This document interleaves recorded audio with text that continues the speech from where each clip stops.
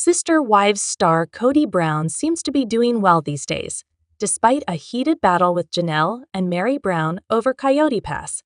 But in the past, he chose to file for bankruptcy, and his now exes Christine, Janelle, and Meri Brown have done the same thing. Rumors that Kody overspends, which were shared by his daughter Gwendolyn Brown via YouTube, are perhaps callous, as he has so many mouths to feed. "I have one child, and Kody has 17 children. Garrison Brown sadly passed away. As I try to do my best to provide for my small family, I feel compassion for Kody, who had to do so much more. The financial pressures probably seemed crushing at times. Every parent worries about putting food on the table and providing shelter, clothes, and more in the Brown family. That pressure is multiplied. Someone had to give the kids necessities, whether there was enough cash for them or not. The answer is using credit cards and lines of credit. It's not always about indulgence. It's about giving children some kind of quality of life.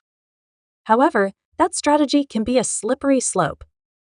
Parents can find themselves in debt. Such problems can create a lot of tension money. Problems are depressing.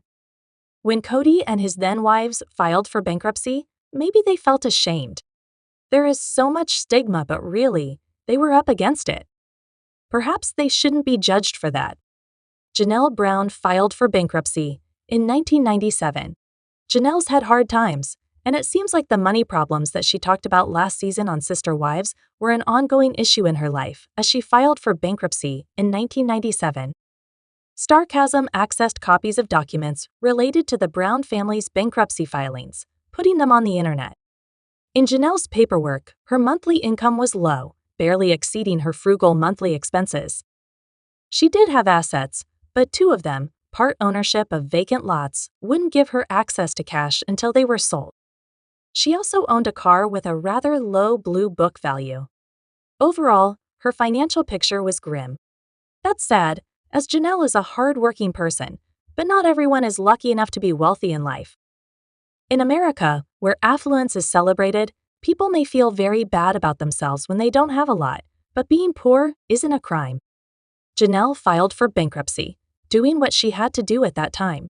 The woman who went out to work to provide for her family says she left her spiritual union with Kody with almost nothing. When Janelle filed for bankruptcy back in 1997, she owed over $20,000. Kody and Meri jointly filed for bankruptcy in 2005. When Kody and Meri filed for bankruptcy in 2005, it was a joint filing. Kody's monthly income at that point was a little under $4,000 per month, while Meri brought in almost $900 per month. Their expenses per month were over $6,100. With that kind of income, it was impossible for them to pay down their debt, which exceeded $229,000. While owing that much money may sound bad at a glance, a lot of what was owed was mortgage debt for their Utah home. In fact, $90,000 of what they owed was mortgage debt. The remainder was debt linked with car loans and retail purchases. Kody and Meri had a range of debts from a host of popular retail outlets, including hardware stores like Home Depot and Lowe's and the chain store, Sears. It's not like Kody was charging David Yurman jewelry, which he was spotted wearing later. These charges appeared to be linked with just maintaining a family. Yes, it's easy to judge and people will, but imagine what it's like to have all those people to look after. If there isn't enough money, what does a person do? They have to do something. Possibly, more of Kody's wives could have worked day jobs, but then there were the children. They needed to be taken care of during the day. In some cases, the amount of money that daycare costs is a lot, really cutting into a person's paycheck. It may seem smarter to stay home with the kids. Judging the Browns is pointless. They clearly didn't have a lot. Their debts became too large, and they did what many people have done. They filed for bankruptcy. Hopefully, their financial lives are better now. Christine Brown filed for bankruptcy in 2010. Christine also had financial problems and decided to file for bankruptcy in March 2010. She earned over $2,100 a month, but her monthly expenses were hundreds of dollars higher. Her assets were scant at just over $1,500. At that point, she had charged a lot on her credit cards, over $22,000. As seen in the clip above, Christine has found happiness and prosperity, marrying a nice man, David Woolley, with whom she owns a property in Moab, Utah, which they rent out via Airbnb. As Janelle and Meri wait for Kody to sell Coyote Pass, which is reportedly valued at over $800K, it's easy to see why they'd like him to sell. They wouldn't mind some extra money in their pockets. There's a lot of chatter about how well Kody and Robyn live now, as they bought a $2.1 million home. However, how much money they have and how much they owe isn't known. Hopefully, Kody will sell the Coyote Pass land. Although he says he owns 97% of it, it would be very gentlemanly of him to share the proceeds equally among the wives who put their sweat equity into the family for so long.